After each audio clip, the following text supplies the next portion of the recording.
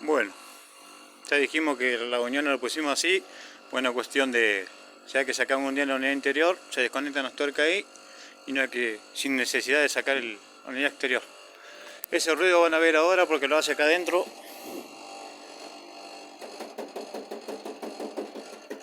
Está rozando un caño está rozando ahí adentro. Si no se hacen cargo de la garantía, que me paguen a mí. El cable lo vamos a meter ahí de adentro, después lo vamos a sacar por arriba ahí.